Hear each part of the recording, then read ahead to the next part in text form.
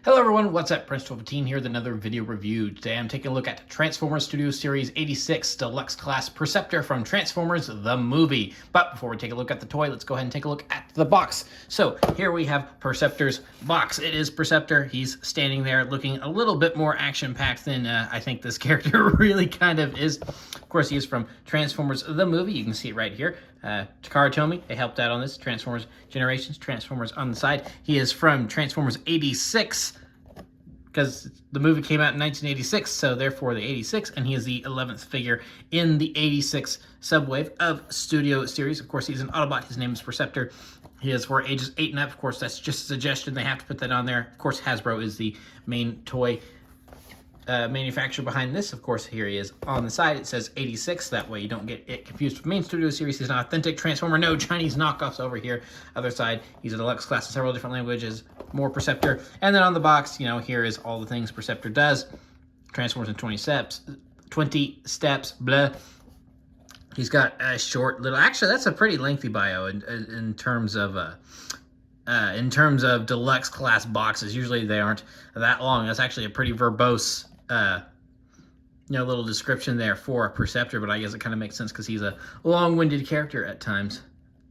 So, and it comes with a backdrop. And don't eat the toy because plastic does not digest well. So there we have the box, and here we have Perceptor, a character that I actually have a lot of admiration for just based on the fact that he exists.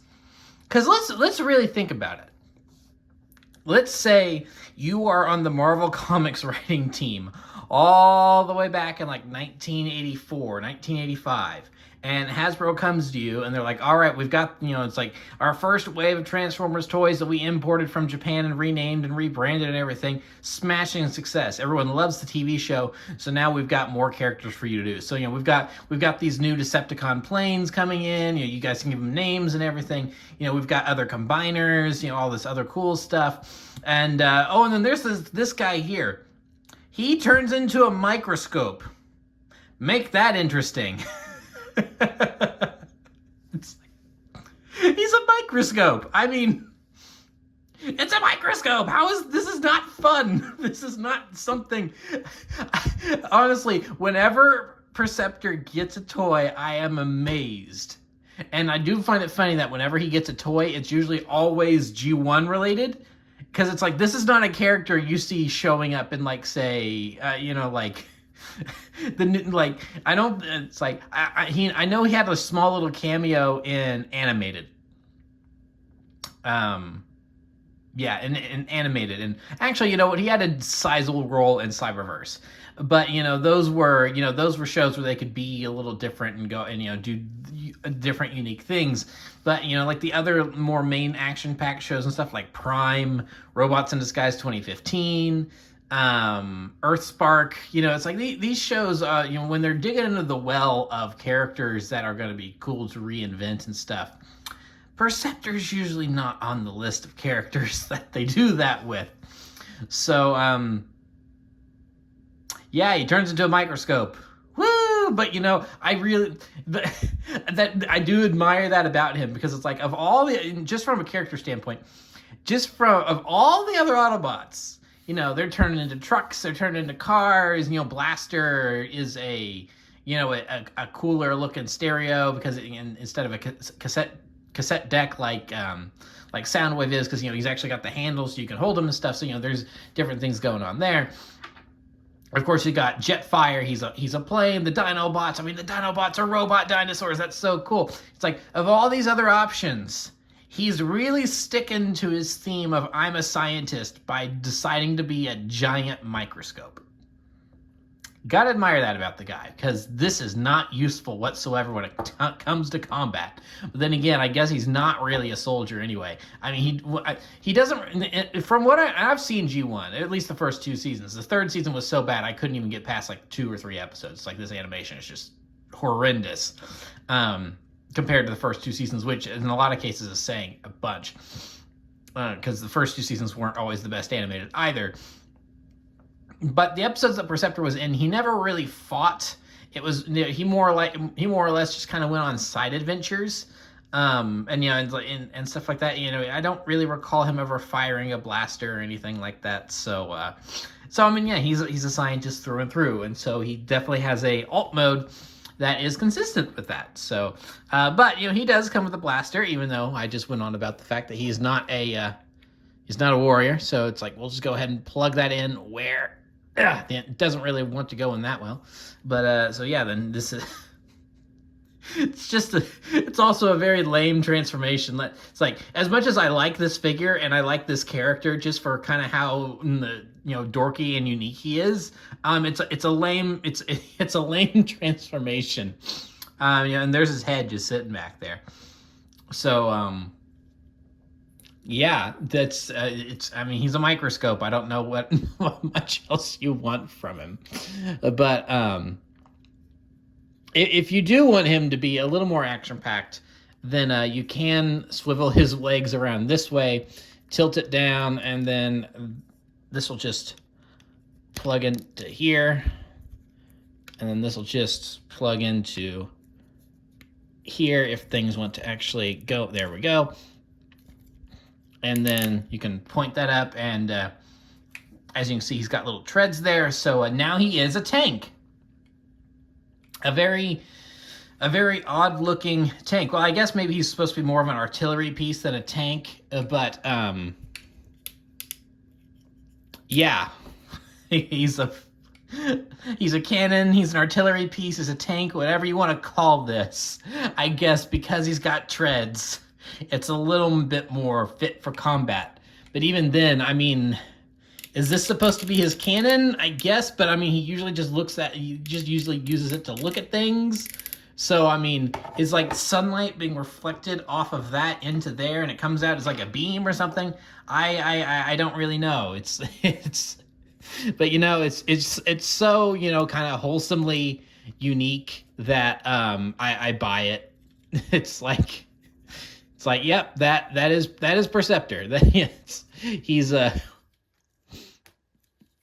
he is what he is, and he doesn't really try to hide it, and I just kind of really honestly admire that about the character. Really, is that over all the years, all these different characters get different versions of them made. It's like, they might have different alt modes and different looks and stuff, but Perceptor's kind of remained the same because of how unique of a character he is. So I do really kind of admire that about him. So, but that being said, we're not going to do size comparisons for the alt mode like I usually do, because it's like, it's a microscope. What are you good, unless I were to bring in an actual microscope, it's like, what do you compare him to? So yeah, we're going to go ahead and move right on to the transformation. All right, so we're going to be done with this pretty quick. So we've shown the, because, technically a triple changer, I guess, so we've already shown the other alt mode. So we'll go ahead and move over to robot mode. So we'll just start with moving his hip down like that, stretching out his leg. Same thing over here. Hip out, leg down. We'll go ahead and flip up the feet. Boom, boom. Feet are up, and then we can just go ahead and do this now. Chest back up. The arms, there's a little slot here, and then they tab in there for transformation, so we'll just remove that from there, remove that from there. Then this is, actually, it's become untabbed. Let me retab it. There we go. So this is tabbed in there. That comes untabbed and moves down like that. So then we can just move all of this up, and then that just thumps right in there. Then here is his hand. Just go ahead and get that flipped out like such. You heard the little click there. And then same thing over here, except there's just not really anything. So, well, actually, hold on. I guess this does need to, yeah, okay. So that, move that down first, settle that, then, okay, so as you can see, that whole thing's moving as one, but there's actually a double hinge here, so you have to move that down. There we go. And now we're ready to move this arm up. Click that into place. Ooh, that had a more solid click. And then same thing over here. Work with his hand, snap that into place, come around here, and just flip the head up. Some nice little snaps there, and get him all situated. And yeah, there we have Perceptor in his robot mode. And, for a G1-y looking Perceptor, he is, I say G1-y looking Perceptor. I mean, this is G1 Perceptor. He's, based on his season 2 and 3 design. He didn't change designs throughout the show, I'm pretty sure. So, I mean, this is Perceptor from G1 through the whole thing as he appeared in the movie. Just with better animation than the actual cartoon series. So yeah, we'll take a look at his head. I don't necessarily like that he's kind of, got the scowl on. I wish there was maybe a little bit of a smile, because say what you want about Perceptor being, he's definitely a nerdy scientist, but a scowl is never the expression I think of when I think of Perceptor. He's usually pretty jovial. I mean, he's not like laughing or cracking jokes all the time, but he seems to be in a decent mood most of the time. So it's like the kind of little scowl or frown they've got on him here. I'm like, you couldn't have given him a smile. I mean, even on his box art here, even here, he's got more of a smile going on there. So the fact that his head sculpt is kind of like perpetually frowning there, it's like, you couldn't have given him, but it's not really a big deal. So yeah, you can position this pretty much however you like. It just moves up, and then that will untab there. So, I mean, you can do all sorts of things with it here. If you don't even want him wearing it on his shoulder, then you can just put it down like that, and that works too. So, maybe it makes him a little back heavy, but nope, he just fell over on me. Okay, so, but of course, the main Perceptor look is to have him with it on his shoulder, just like that. And so yeah, that is basically Perceptor. Now, he does come with a blaster, as we looked at earlier. I'll go ahead and just put that in his hand. So now he's got his gun. So if he should go out into the field on an adventure, he can shoot Decepticons and defend himself. So yeah, Perceptor. So go ahead and get into some size comparisons here. Here's his other movie buddies. We got Blur. We got Jazz. We got Cup. And then last and certainly not least, we have Optimus Prime here, who he is probably not the biggest fan of him, because it was his lack of medical skills that is what doomed Optimus Prime to dying in the movie. And that's something I think is really kind of interesting in Transformers fiction, is that he's a scientist, but does that necessarily mean he's a medical expert? It's like, what is he a scientist in? Because I find it funny that they're the one that the scriptwriters had him being the one to look over Optimus's injuries, since Ratchet and Wheeljack were both deceased at this point in the movie. And so he's the one that delivers the, kind of infamous line. It's like, I believe the wounds are fatal. But I mean, was he even qualified to be medically examining Optimus just because he's a scientist? So I mean, what's the crossover? What's the crossover there? Is there any actual crossover between being a scientist and being a medical expert? It's like, I think it would have, but I don't know, maybe they did that so at least it seemed like that, they had someone trying to take care and fix Optimus, because otherwise, imagine how much even more dark and depressing that scene would have been if, like, Ultra Magnus is like, we need a medic to look at Optimus right now. Where's Wheeljack? Oh, I'm afraid he's dead. It's like RC dragged his corpse and he was in this one scene. It's like, okay, well then where's Ratchet? And it's like, hey, Sunstreaker, Hound. It's like, you guys have just been doing nothing off screen. It's like, do you know where Ratchet is? Did he come with you? It's like, no, he was on the shuttle the Decepticons stole, so he's dead too. And it's like this realization that they don't have any medical staff anymore to look after Optimus, and they're just left with this guy who's not a medical technician. He's just a scientist. And it's like, imagine if that scene were in the movie, and then he's like, I'll do my best, and then he just walks in there, and Optimus has a gaping hole in his side, and he's like, I guess it's fatal. And then he dies a couple minutes later, when it's like there could have maybe been something he could have done if he had known more. So of course, but this is like a wild, not even fan theory. This is like tinfoil hat, just completely, making stuff up about the movie at this point, basically, and the characters. But that's kind of one of the reasons I like Perceptor. and why I wanted to pick up this figure is because it's like, yeah, he's the one that pronounced time of death for Optimus Prime. That's kind of an interesting detail for him, is that the original first time Optimus Prime ever died in any Transformers media, and it's like, I don't know if he did so in the comics, but the movie, the thing most people are familiar with, it was this guy. It was this guy right here. So it's just like, was he even qualified to do it? That's just something that I've always thought about, just as a kind of a funny little, oh, what if joke type thing.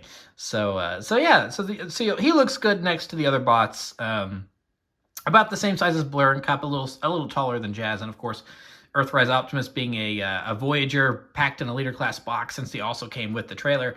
He is taller. So yeah, that's pretty much it for the size comparisons. So we'll go ahead and move them all out of the way. And then last but certainly not least, we have the included display that's inside the box. And also and then there goes the instructions and the little legal thing. Hold on. Come here, you, get back in the box. We're gonna put you back in there because I'm not quite done with the box. I should have pointed this out earlier. But we're at the point in Studio Series now where they're not putting any plastic in here. It's just you could just do whatever to the toy inside. And they have said that they're going to start putting plastic back in. Hasbro said that they're going to start putting plastic back in to their boxes, which I'm happy with, because there's just something weird I feel like about a toy of this scale just having an open thing. It's like, I don't think it quite got that bad to where you saw a whole bunch of toys getting removed and replaced, like people were fearing. But I don't know. It's just there's something about not having plastic there that's like, oh, this isn't secure at all. So anyway, so here is Perceptor on his little display base, and of course we've got the Battle of Autobot City going on in the background. He's actually kind of tall for the display, honestly. I mean, he goes like right to the top, as you can see there. Not quite. Let me raise up the camera just a little bit. So it's like, as you can see, it's like there's a little bit of room there. But so yeah, that is Perceptor. I think I said in my Coronation Starscream review from a little while back that I was kind of done getting G1 bots, and here we are with Perceptor. But like I've been saying this whole review, Perceptor's just one of those odd characters to me that I just have this weird fascination for, because of just he's very unique among Transformers. Because it's like he's not your typical warrior, and he transforms into this really, honestly, kind of stupid alt mode. But the fact that they've never really changed that for him, and he's basically always been a giant microscope for the most part, I kind of really enjoy that about him. So yeah, I do really like this character, and I'm glad that they made a Studio Series 86 version of him, so I could pick him up and add him to my collection. Now I'm pretty sure that this is based on like his Titans Return or something, or Combiner Wars version, which is why you have that little thing there on his head, because it's like it would allow him to connect to a combiner. I think that's how that works. I could be wrong. It's like, I know that this is like based on the version of him that they did for one of those Prime Wars toy lines. I just can't remember which one. But they made enough changes here to where it's like he definitely looks like his G1 self even more. It's like the clear lines and stuff. It looks like the artwork from the TV series and the movie and everything. So yeah, I'm quite happy with him. He's an odd character, so I'm not going to completely recommend that you run out and buy this guy because he's amazing. It's one of those things. It's like, if this is a character you have some weird fond appreciation for, like I do, I think he's definitely worth the pickup. And if you just want to complete your G1 movie bots or whatever, then yeah, he's worth the pickup. But if you're really looking to add to add some muscle or anything to your Autobot army ranks for the shelf, it's like or it's like he's a fun oddity, but I'm not going to totally recommend that you just run out and buy him, because he's not really the best actual toy, or an actual toy or an action figure or whatever. I mean, he's fine. He's really fine in terms of, it's such a basic transformation. You don't get really that much enjoyment out of it. You really, really need to have an attachment to this character to appreciate this toy. And I do. I like this character. So So yeah, that is Perceptor. Then that marks the end of this review. So thank you for watching. Remember to like, comment, subscribe, all that great stuff. Remember to follow me on Twitter and Instagram. Those links are in the description below. And I will see you guys next time. Thank you so much for watching, and goodbye.